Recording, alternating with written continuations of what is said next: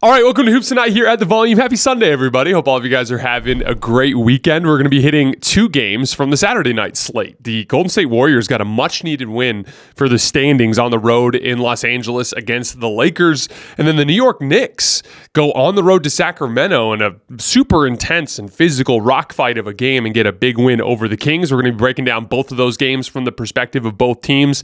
Just so you guys know, for the schedule for this week, we're going today and we're going every single day for the next 7 days until next Sunday when I leave for one last little trip. I'm going out of town with my wife to do some skiing in Lake Tahoe. One little rest before we get into the playoffs. As you guys know, when we get into the playoffs, we go live on YouTube after the final game every single night during the playoff run. So a little bit of a calm before the storm. So we're going to have a crazy week this week going every single day. Then we're going to take a break from Sunday through Wednesday next week, and I'll be back on that following Thursday. You guys know the drill. Before we get started, subscribe to our brand new YouTube channel. It'd mean a lot to me if you guys would take a second to scroll down and hit that subscribe button. Don't forget about our podcast feed, wherever you get your podcasts under Hoops Tonight. It's also super helpful if you leave a rating and a review on the podcast feed. Don't forget about my Twitter feed at _JasonLT, where I put the film breakdowns from time to time as well as show announcements. And last but not least, keep dropping mailbag questions in the YouTube comments. No mailbag in this episode, but we will be doing several of them over the course of the next week. All right, let's talk some basketball. So, first quarter looked more or less like a lot of the Lakers games against the Warriors in the last couple of years, right? Like the specifically just AD kind of sagging off of non-shooters and causing some problems around the basket. Laker offense too has been cooking on all cylinders for a couple months now, and they won that first quarter 36-30. Had good motion, good ball and player movement. Everything was looking good. LeBron came out laser focused. He had his first 6 shots in this game, bouncing back after a rough game on the road in Sacramento. Anthony Davis in the first quarter alone goes for 8 points, 4 rebounds, 2 assists, a steal, and a block with no turnovers, playing really, really well. But then he gets hit in the eye, and it swells up on him, and it has to leave the game. And from there, it's funny, there was a comment from JJ Redick. It was actually in the early third quarter, if I remember correctly. But he pointed out a truth, which is that Anthony Davis gives the Lakers a somewhat coherent defense. They've actually been a top 15 half-court defense most of the year and spent a good portion of the year in the top 10 for half-court defense. Their primary issues are what happens on the perimeter and in transition, which is why they can't reach the level that they've been in years past. But Anthony Davis really is the guy that anchors everything for the Laker defense. And when he goes out, JJ Redick pointed out, he's like, not a whole lot else in terms of defensive personnel, right? You've got LeBron James, who when he's engaged can be a deeply impactful defensive player, but especially in a game like this where he has to do so much offensively, you could pretty much count on him to, save and conserve energy on that end of the floor. He had a big defensive mistake late in this game where he lost Draymond Green on a fake dribble handoff to go to the basket, and it's because he has to save his legs, right? And then in general, he's 39 years old in a regular season game. You're not going to get great consistent defense out of him, right? D'Angelo Russell and Austin Reeves, not great. Rui Hachimura, he's a good low man and rebounder from time to time, but he's not a good perimeter defensive player. Max Christie is a good perimeter defensive player, but he's young, a little helter-skelter, doesn't get a ton of minutes that frequently. Jared Vanderbilt is a really good defender, but he's hurt. So, they just don't really have great defensive personnel after Anthony Davis is out. They promptly gave up 72 points in the second and third quarters combined. The Lakers tried blitzing with Jackson Hayes. That was basically the defensive strategy they went with to try to slow Golden State down.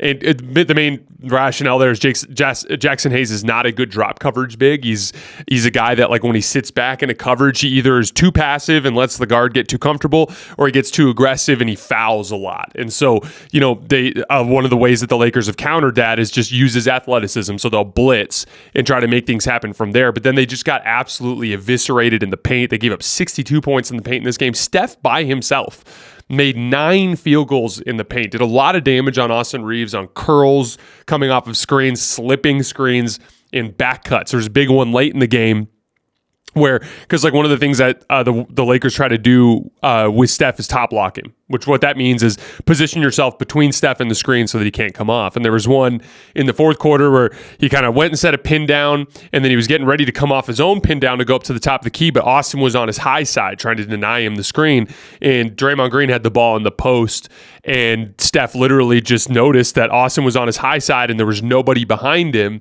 and Steph just slipped to the basket and Draymond hit him for an easy layup. And one of the consistent issues I saw in this game, and it's something I'm going to talk about a lot, but like, when Steph is being the blender that he can be off the ball, running through all of these off-ball screening actions and stuff, you have to find somewhere in the off the ball to help, right? And like one of the big opportunities in this game, because Brandon Podziemski is not a super aggressive scorer, because he's a ball movement guy, he's more of like a connective tissue type of piece, and because he hasn't shot the three exceptionally well, D'Lo was the guy who could be in position to help on so many of these, and he just did absolutely nothing. I trimmed several examples of this. You can go onto my Twitter feed at _JasonLT and look in the replies, and you'll see where you're going to see Austin Reeves just chasing like crazy, or Max Christie chasing like crazy, and then D'Lo is just kind of standing upright, not doing anything to help, and not guarding Brandon Podziemski either, just kind of standing upright in the lane and not doing anything. So the Warriors pretty quickly took control of the game after Anthony Davis went down. LeBron did keep it close. LeBron had another great night. He had 40 points, 8 rebounds, and 9 assists. Could have been 43 too, if that 3-point shot in the corner, if he didn't put his heel on the line. He was really picking on Trayce Jackson-Davis in switches and having some success on that front. But the Lakers just tried to outscore Golden State, and that their skill guards just weren't good enough, right? Like they didn't get a good enough type of offensive game to make that happen. Austin and D'Lo combined to go 5 for 19 from 3. I want to credit Brandon Podziemski and Andrew Wiggins on this one. I thought Andrew Wiggins, and he's a specific type of guy that can give D'Lo some issues, but I thought Wiggins did an incredible job on D'Angelo Russell and forced him into some really janky shots and some ugly misses. It wasn't like D'Lo was out there missing a ton of clean looks. Like he missed a couple of open catch and shoot looks, but like I thought Andrew Wiggins just did an amazing job on D'Lo. And then Brandon Podziemski, I thought he did an amazing job on Reeves. Like, the Lakers, whenever Austin Reeves gets the ball and there's like 6 or 7 seconds on the shot clock, he's a good ISO player. Coming into last night, he was up over a point per possession in ISO. He's a guy that like has a good set of moves and counters and can get to the foul line. So like he's a guy that they can trust to kind of just rescue a possession by playing one-on-one basketball, right? And a lot of those possessions last night ended with him kind of going to work on Brandon Podziemski. And Podziemski did just a really, really good job in individual defense on him. Forced him into some tough misses, some ugly misses. So really good perimeter defense from Podziemski and Wiggins. And like I said so many times this season, I really think that's a strength of this Warriors roster. But the Warriors in general were really taking advantage of the Lakers' backline defense. That's the piece that I want to focus on here for a little bit. So I'm primarily looking at on the backline, Jackson Hayes, Rui Hachimura, and LeBron James, but also D'Angelo Russell, like I talked about earlier. And essentially, like when you bring a guy up to the level of the screen, he has a very specific job. He's got to make it difficult to make that over-the-top pass. I talk a lot about like how Dame sometimes will throw swing passes out of blitz situations. Jalen Brunson did this several times last night against the Kings, and it's because in many cases, when that screen defender does a good job getting active hands and taking away the passing angles, even though the short roll man is open, it can be difficult to get the ball there. Now, Steph every once in a while will just make some like preposterous, really nice, like kind of looping pass over the top against some good defense. But like the reality is like you have to make that really difficult. If you let them easily get that ball to the roll man, you're in a tough spot.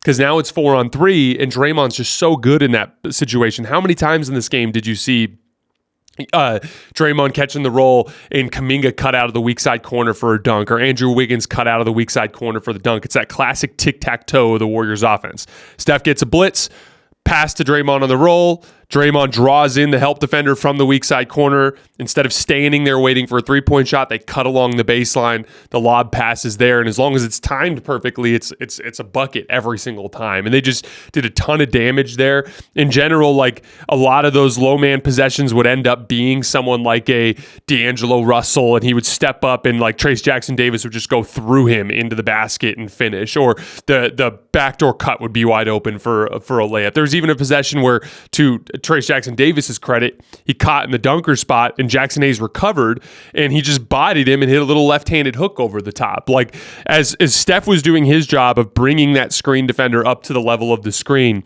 in those 4-on-3 situations, the Lakers just did not get enough stops. And look, here's the thing. That's a precarious position for anybody, but like, you can't let them score every single time in those situations. And I really thought the Warriors took advantage of a weakness in the Lakers roster when you remove Anthony Davis from the equation. Anthony Davis is just so much better at pressuring and making those passes to the roll man more difficult. And then in general, the Lakers' weak side defensive personnel just doesn't do a good enough job. And the Warriors really took advantage of that. 3 shout-outs on the Warriors front that I wanted to hit before we get out of here. Klay Thompson as the secondary scorer really had his movement 3 off the catch working. There were some ones, too, where he was in a phone booth, where he was coming off and there was a hedge, and he just found that little tiny bit of space and rose up. He was 4 for 7 on threes that he took flying off of screening actions. Overall, he scored 14 points in 9 off-screen possessions. Trayce Jackson-Davis figuring out some of the specific details of the two-man game. So one of the things that you guys may or may not have heard about as you follow other basketball content out there, something we haven't talked a ton about on this show, is the idea of a Gortat screen.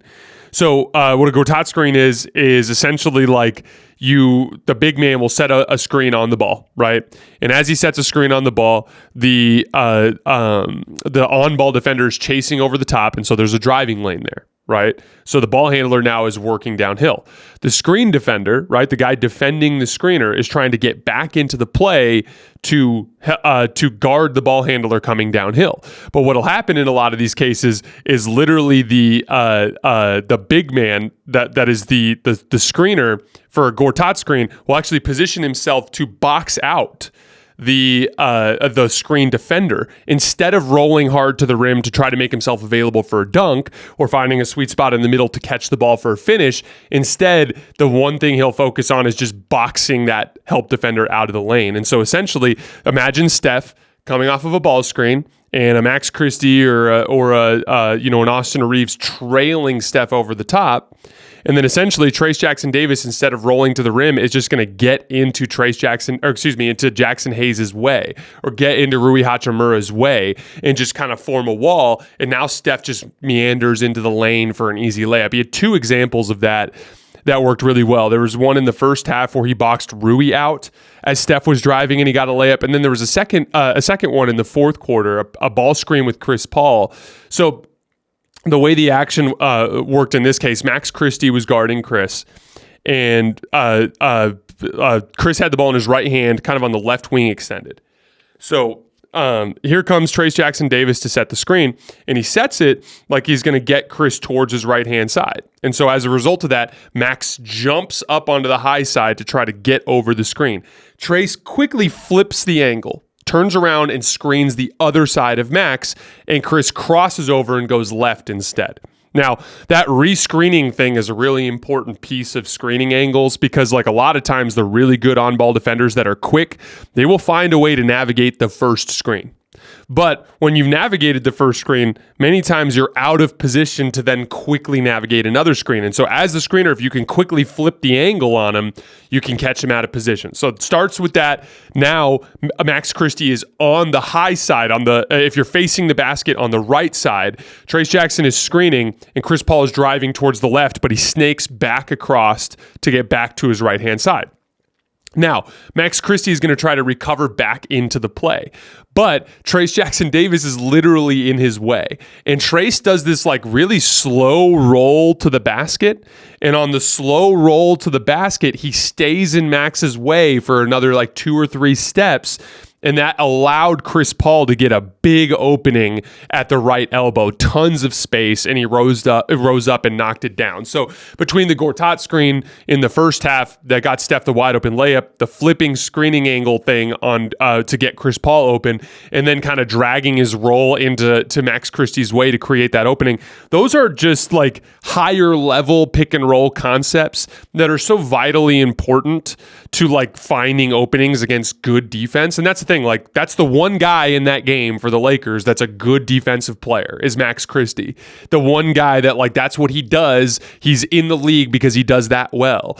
And like those are the kinds of guys where you have to be more diligent about the details to find openings. And I just thought it was really encouraging to see Trace kind of showing some of that higher level stuff. And look, he struggled with LeBron on switches in this game, but so do most centers in the NBA. I thought it was a good performance. And then Jonathan Kuminga, he had he's ripping off another streak of 20-point games. That's his fourth in a row. He had 4 assists with 1 turnover. A really smart play in the first half where he was posting up Spencer Dinwiddie. I've talked a lot about how teams are starting to throw late help after he puts the ball on the ground to his left-hand side. There was an example of that in this game where posting Dinwiddie makes a move towards the middle. Jackson Hayes hard helps on his left-hand side, and he just makes the drop-off pass to the guy in the dunker spot. Easy stuff that is going to make the game easier for Jonathan Kuminga in the long run. Last 29 games for Jonathan Kuminga, 21 points per game, 6 rebounds and 3 assists on 55% from the field,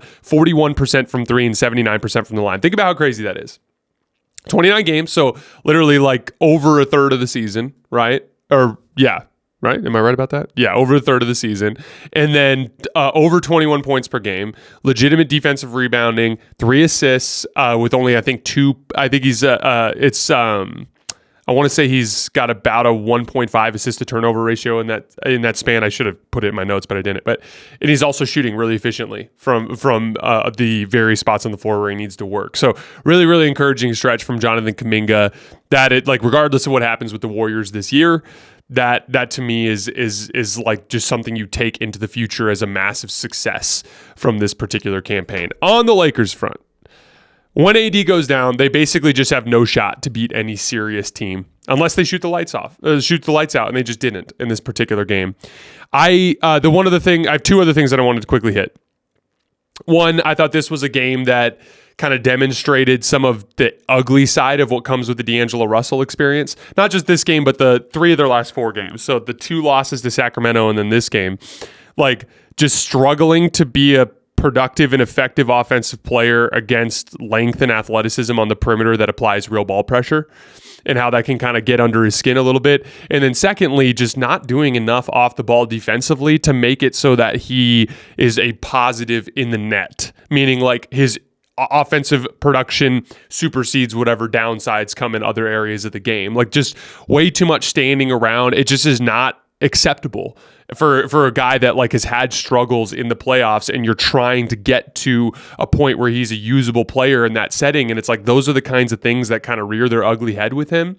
And again, it's only a 4-game stretch, and he was really good for months before that. So I don't want to like hyper focus on the negative here, but this last stretch of games from D'Lo has felt a little bit like a backslide, so to speak. And so I hope that D'Lo can kind of snap out of it, because like the Lakers just desperately need him to be the offensive player he was over the last couple of months, while also being a usable defensive player, which we know he's capable of being. I have seen games this year where D'Lo has been a useful off-ball defensive player, and it's just a matter of commitment at this point. Lastly, the Lakers, this is the kind of thing that happens. I don't know what happens if AD doesn't get hurt. I would imagine the Lakers probably win that game 60% of the time if AD's healthy, right? At least, if not more. The Lakers are a good home team. They played well when AD was on the floor in the same ways that they typically do. That's not to say the Warriors couldn't win that game. They certainly could. I'm not trying to be like, oh, AD got hurt, the Lakers should have won.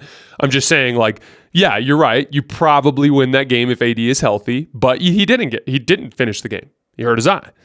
And sometimes in the 82-game season, your star gets hurt and you just lose.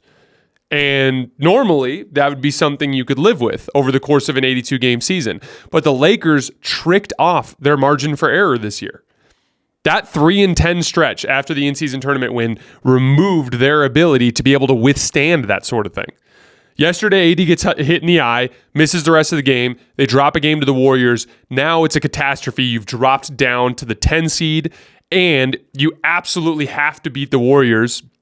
I'm not even sure if that will help them get there's a matchup with the Warriors in April. I'm not even sure if that would be enough for them to get the tiebreaker, because I'm not sure what the other details of the tiebreaker are, but you're now down to 1-2 against the Warriors, which could end up hurting you in the tiebreaker situation. If you win this game and you win in April, you win the tiebreaker, right? So you've removed that from the equation. It's a huge catastrophe for the Lakers, the situation that they're in. Whereas Let's just take a look at a couple of games on their schedule. If they would have gone differently, how different it would have looked.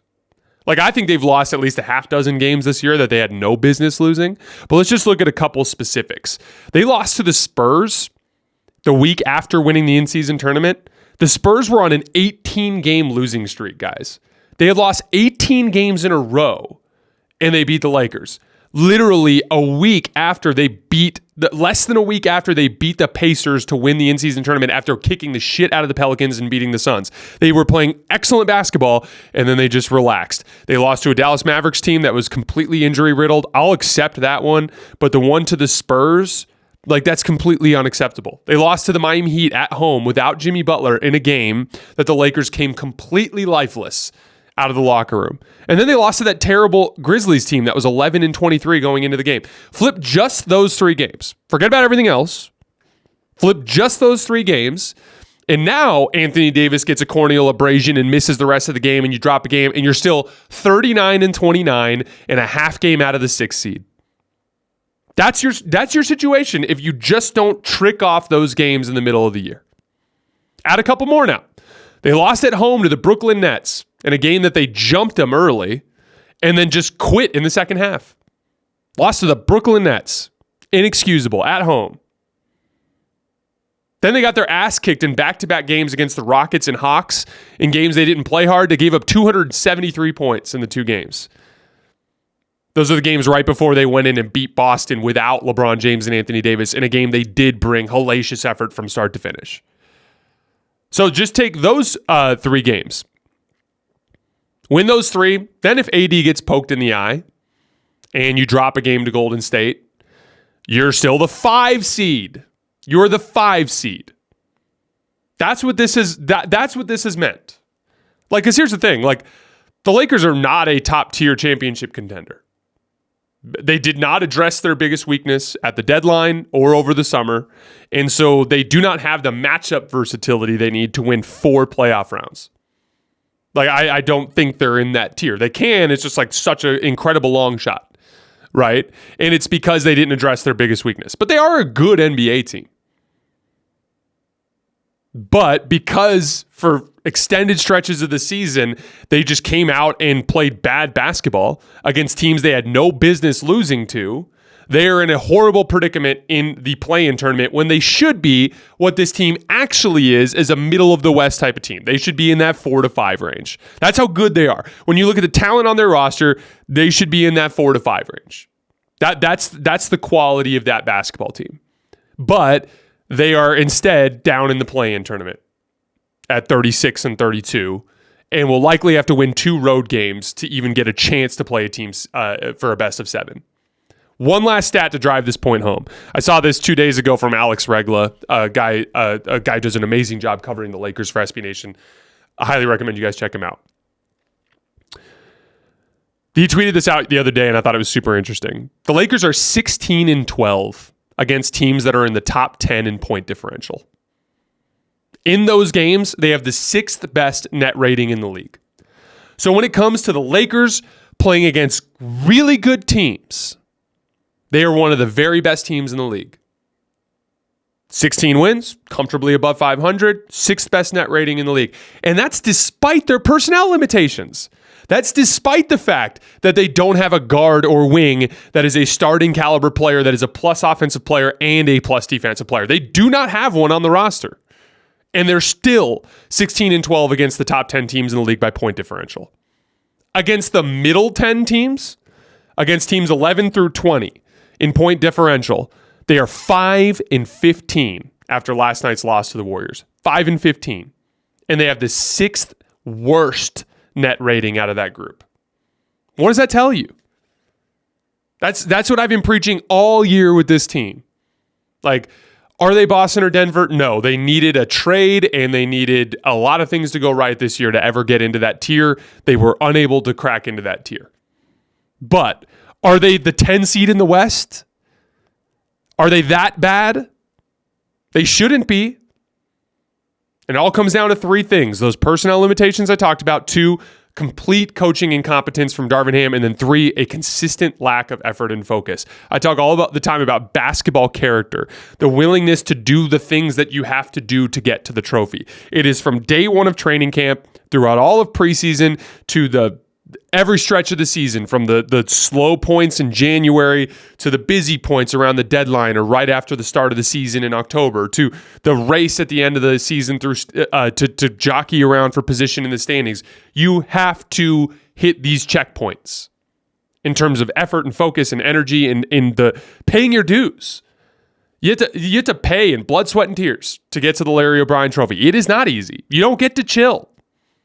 It's a big part of why I'm starting to get off the Clippers scent. The Clippers went from being a team that looked like a dominant two-way basketball team. Now they haven't played defense in several months. And now they look pretty mediocre. That's a big one for me. They're skipping a checkpoint.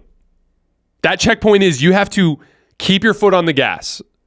And when there are tiny points in the season, when you start to lose your focus and a couple things don't go your way, the good teams, the teams that hoist the Larry O'Brien, those teams end up quickly digging out of those holes. I remember even the 2020 Lakers, because obviously I covered that team very closely. They lost 4 games in a row around Christmas. I want to say they started 24-3, so they started like crazy good, right? They lost 4 games in a row. Like, I'm not trying to sit here and pretend like bad stretches don't happen. Of course they do.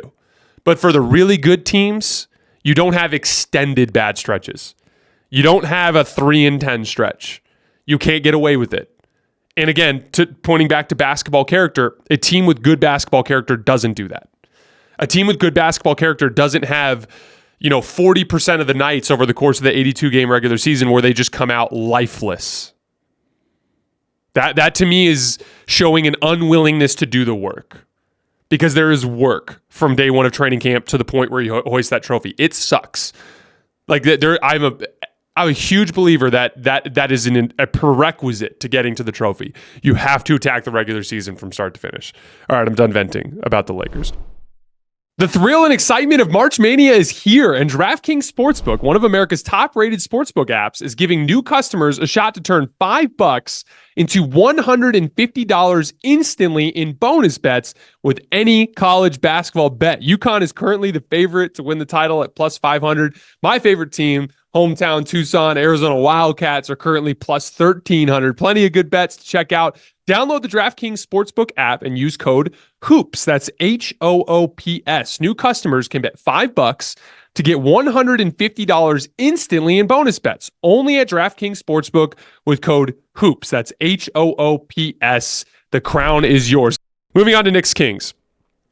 Super fun physical game. A lot of guys had nightmare shooting nights. And this is super typical. This is something I talk about a lot on the show. Rock fight basketball games. Like, a lot of times, like, that can cause teams to fall apart in their skill areas of their game. And mainly the idea behind that is like, you become accustomed in your shooting workouts and everything to a certain muscle memory that you go to when you're going into your skill shots and skill footwork and dribble combinations and all that kind of stuff, right? So what happens is like in a really physical game, there's a level of fatigue and like a kind of like a pain, like you kind of get beat up a little bit, like everything hurts from like you bumping shoulders and knees and hips and everything like that, and all of a sudden you've got like 16 bruises and bumps and stuff from the game. But all of that takes place, and then all of a sudden you find yourself in a catch and shoot situation or a pull up jump shot situation, and it just doesn't feel the same physically because you're exhausted, because you're fatigued, because you're beat up. Right. And so Josh Hart goes 2 for 7 in this game. OG Anunoby goes 1 for 8. Dante DiVincenzo goes 1 for 16. De'Aaron Fox goes 5 for 19. Keegan Murray goes 3 for 12. Harrison Barnes goes 5 for 13. The Knicks shot 43% from the field and won. The Kings shot just 35% from the field. Now, first of all, before we go any further, I love this new brand of officiating we're seeing from the NBA for 3 primary reasons. One, it gives the defenses a fighting chance. NBA offenses had literally become too hard to guard without allowing some sort of physicality. When you give them the amount of skill and athleticism that NBA teams have and give them so much freedom of movement, it's a lost cause, and no one's going to be able to get stopped. So first of all, it just gives the defense a fighting chance. Second of all, it will really help us with evaluating playoff teams because this looks more like playoff basketball. And so it'll just help us to sort through the nonsense. Again, I love playoff officiating. We all do. That's what we want it to be like.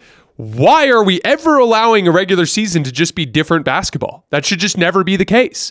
And every single year, it was freedom of movement and tons of scoring and free throws. And then we get to the postseason and the game fundamentally changes. And that doesn't make any sense. It makes more sense for it to be the same throughout. So to me, it'll help us evaluate. But in general, it's just better for the league to have a consistency of play style. And then 3, deep down, this is what the players want. It's funny. I've been in like probably a few dozen different like men's league things that I've played in my life since I got done playing in college.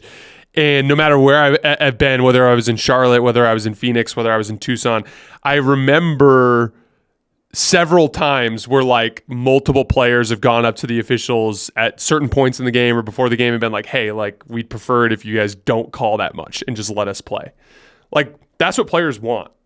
Basketball players want freedom to play without the whistle. That's what they want. If they had to choose, if players had to choose between everything's a foul by the book or like discretion and if it's blatant, call it, but like keep the flow of the game, every single basketball player will choose the latter. That's what they want. It's a better television product. It's more fun. There's going to be some complaining. Like I've seen a lot of guys in the last couple of weeks like driving and missing layups and complaining. That's a natural part of it. And as a competitor, you want points. So like I get it for your team because that's your job, right? But like deep down, this is what the players want. It'll help us evaluate the teams better. And it's just it gives the defenses a fighting chance. It brings more balance to the equation. That said, the Knicks are just better at rock fight basketball than Sacramento is. Even without Julius Randle and Mitchell Robinson. Their guards are stocky and physical, whereas the Kings guards are more speed-oriented, right? And there was not much available at the rim in this game because both teams were aggressively helping and digging down and just packing the paint. There were 171 field goal attempts in this game. Only 33 of them were in the restricted area. And only 19 of those 33 went in. We had 14 misses in the restricted area in this game. It became about jump shooting, but specifically jump shooting while being tired and beat up, which again is a fundamentally different type of jump shooting type of game. And the Knicks are just better built for that sort of thing. The Knicks took 55 jump shots and got 0.86 points per shot. The Kings took 50 and they got 0.76 points per shot. That really was the difference of the game. You saw that in the pull-up shooting too, like the two main creators, right? Jalen Brunson, 8 for 15 on pull-up jump shots, 4 for 7 on pull-up threes. De'Aaron Fox, 2 for 12 on pull-up jump shots, 1 for 6 on pull-up threes. Huge difference in this game. By the way, that's a season-long trend. Jalen Brunson's a better pull-up shooter than De'Aaron Fox. Has been forever. And De'Aaron Fox has taken a leap this year. Best pull-up shooting season of his career. Not as good as Jalen Brunson, right? Like that's what you kind of expect in that situation. OG Anunoby brings a certain physicality. Isaiah Hartenstein is a big guy that I wanted to spend some time on today. Only had 7 points in this game. But he had 4 blocks and a steal, 14 rebounds, including 4 offensive rebounds, and I thought he was a substantially better defensive player in this game than Sabonis. It's one of those weird games where, like, if you look at the box score, Sabonis gets this 20-point double-double, and obviously, like, it looks like Sabonis was the better player. I thought Isaiah Hartenstein, like, flat-out outplayed Sabonis in this game. First of all, held Sabonis to just 1 for 5 from the field with 4 turnovers in the second half. It had some huge offensive plays at the end of the game. That curl to Jalen Brunson where he got the and one. I put that clip on Twitter, and then there's a big play late where Kings got it to 4, and Hartenstein just drove right through Sabonis' chest and got all the way to the rim and made an and one layup to put the Knicks back up 7. Like I thought he was awesome in this particular game. Held up much better defensively in pick and roll too, and that's the key because the Knicks on the other end were really torching Sabonis. They got 1.3 points per pick and roll for the entire game, including passes. That's like off the charts good. That's a 130 offensive rating and ball screens. They were torching Sabonis, hitting pull-ups against him in drop coverage. Obviously Brunson, who we've talked a lot about, but even Alec Burks got him twice in the fourth quarter. Once with a floater and once with a pull-up jumper where Sabonis was just hanging too far back and not doing enough to bother the ball handler. On the other end, Hartenstein was just better. Had some huge defensive plays down the stretch. Held the Knicks as a team held Sacramento to 0.96 points per ball screen. and 0.4 points per handoff, which is obviously a huge part of the Kings offense. So like they just did a much better job guarding screening actions than the Knicks did. And I want to, before we put all of it on Sabonis and Hartenstein, it was more diligent work from the guards too. Like this was a good defensive performance from both teams, to be clear. All you have to do is look at the box score. But the Knicks did make fewer mistakes. There were some big late game mistakes from the Kings guards defensively. There was a big one late where the Kings were up by 4 in the fourth quarter. And Bojan Bogdanovic came off of like a pin down and knocked down a 3. And it was just bad defense from De'Aaron Fox. De'Aaron Fox was guarding Miles McBride, and Malik Monk was guarding Bojan Bogdanovic. And literally, McBride just goes and sets a basic little pin screen for Bogdanovic. Bogdanovic comes off to the top of the key. De'Aaron Fox is literally just standing like right around the foul line, not even in a defensive stance. And so when McBride's in trail position and kind of gets hit on the screen a little bit, when Malik Monk is in trail position and kind of gets hit on the screen a little bit, Bojan Bogdanovic just breaks wide open and knocks down the shot. And it's like, that's a key mistake in the game. Like that, because again, in that group, with that bench group, especially when it's got Alec Burks and Bojan Bogdanovic, and to Alec Burks and Bojan Bogdanovic's credit, they made some plays in that fourth quarter stretch. They each had a little scoring burst that they went on that helped kind of keep things afloat. But like a lot of it was defensive breakdown, Sabonis and drop, like sitting too far low on that guard screening action by De'Aaron Fox. Then the late game possession. So there was a sequence late where the Kings played really good defense on a series of scoring. So this was after the Knicks went up 7. They got a bunch of stops in a row against Jalen Brunson. They were running guard screens to try to get Keon Ellis switched off of Jalen Brunson to try to get Malik Monk, and then occasionally they'd bring Hartenstein in to try to get him to go at Sabonis, where they'd run more of a drop. But basically, Brunson was operating at the top of the key, and they were running these screening actions. They defended all of them really well, except for one. The one where Keon Ellis was going like this, looking around, and Jalen Brunson just waited for him to turn his head, and then he went off the dribble. And like, I get it. Like Keon Ellis, they had been screening him from both sides, and so he's really just trying to get ahead of whatever that action is coming from.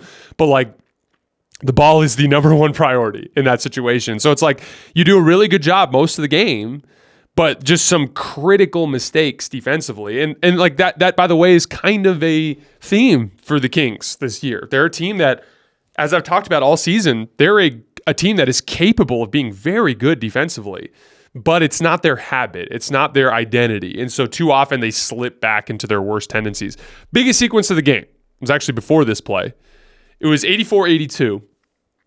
And Knicks got the ball, and Jalen Brunson curls off of an Isaiah Hartenstein dribble handoff, fakes the handoff, and then on the back cut, there's a tiny window, and Hartenstein throws this beautiful bounce pass that hits Brunson in stride. He gets an and one. They go down to the other end, and there's a ball screen action for Harrison Barnes, and Hartenstein blocks him at the rim. So 2 massive plays from Hartenstein. They go down to the other end. The Kings play good defense, switch a guard screen. They get a great contest on a Brunson pull-up 3, and he misses it. But right after that, Domantas Sabonis gets the rebound and throws the ball way too far up the floor to Keon Ellis and turns it over. Knicks bring the ball in bounds. And this is the really weird play. Most of the second half on Brunson ball screens, they'd been blitzing with Sabonis, and it was working. Sabonis was applying good ball pressure with his hands. Brunson wasn't able to get the ball to the pocket, so he was having to throw swing passes. I was actually talking about this earlier. Like when you apply really good pressure in blitzes, the pocket pass isn't open because they just can't get the pass through. And so they were forcing Brunson to make swing passes, and they were rotating out of it pretty well. The blitz was working. And then randomly on this play, Sabonis just sits way back in a drop coverage, and Brunson just walks right into a pull-up 3 and knocks it down. Huge sequence in the game. It's a 2-point game.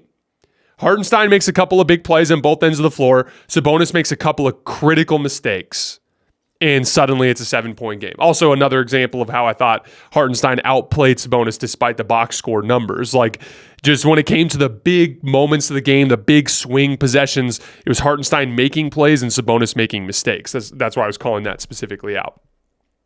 But anyway, that run put the Knicks up 7, and then they were able to withstand a handful of additional shots. Like Malik Monk hit a big 3 in the corner. That kind of got it close. Biggest takeaways from the game, though, shot making in these kinds of games is just different. And De'Aaron Fox has become a good shot maker, but his advantage is speed. And I thought he got a little bit carried away with trying to match Jalen Brunson with pull-up shooting when Brunson's just better than him at that. And so that takes me to my second biggest takeaway, which was Fox's shot selection. Like, he took some really tough pull-up twos early in the clock when he clearly didn't have that shot working for him in this particular game. Like, again, he was 2 for 12 on pull-up jumpers in this game. So, like, early clock pull-up twos that are heavily contested, they just don't make sense unless you already are in rhythm, which he was not at this point. So the two in particular that I wanted to highlight, there was a spinning jumper on Alec Burks. He had cleared side ISO on the right side of the floor, but tons of time, and he just goes into this wild spinning jump shot that Alec Burks defends perfectly, and I'm looking down and there's 14 seconds on the shot clock. And it's like, why are you taking such a difficult, low-value pull-up two when you haven't been making it tonight with 14 on the shot clock? Like, work for something easier first, and then take that if it gets into a late clock situation.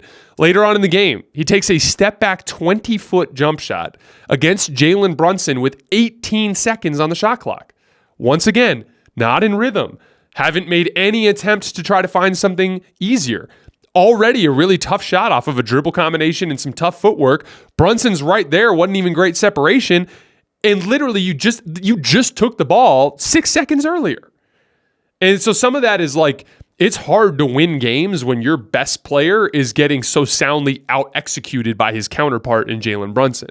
And that was something that really stood out off the screen yesterday. There was a play early in the fourth quarter too where the Kings had no numbers in transition. It was a 3-on-5 break.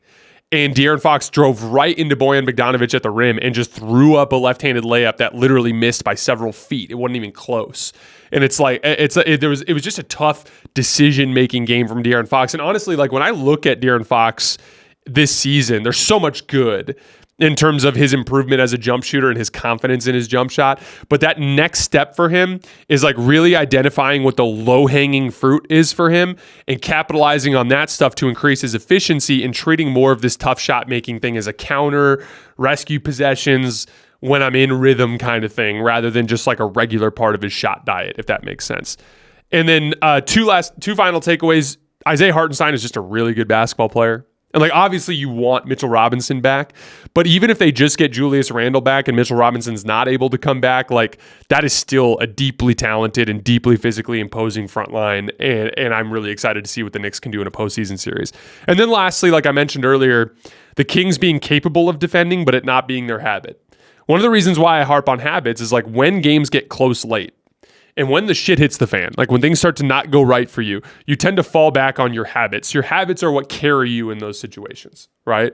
It's kind of like if you run into a stretch in your personal life where like you just have a ton of stuff going on, like busy calendar with work, busy social calendar, and maybe one or two outside circumstances that have thrown a wrench into everything. If you are, in your daily habits, a very efficient time manager, you will get through it. Because you just have these habits where it's like, okay, the shit's hitting the fan all around me, but I'm just going to put my head down and I'm going to work and I'm going to come out on the other side of this, right? But if all that shit happens and you have bad time management and efficiency habits, that could be what breaks you in a lot of ways, right? And like, that's kind of the way I feel about basketball too. Like when you are the kind of person where it is your habit to do these little things well, then in a big possession late or in a situation where a couple things have gone wrong, your habit will be to continue to do those things and it will help you regain control of the situation. It is not a habit for De'Aaron Fox to be an all defensive minded player. It is something he can do. If I trimmed a dozen clips, I could show you a highlight film that shows that De'Aaron Fox is an all defense caliber defender. But in a critical fourth quarter possession, he can fall asleep. And like that to me is not just a Fox problem. It's a down the roster problem for the Kings. They are capable of it, but it is not in their identity. It is not a habit for them. And so they have a tendency to slip back into some of their worst tendencies when the shit hits the fan. And I thought that game against the Knicks was a big example of that. All right, guys, that is all I have for today. We'll be back tomorrow. We got a jam-packed Sunday slate. So we got a lot of fun games to break down tomorrow as well as power rankings. I will see you guys then.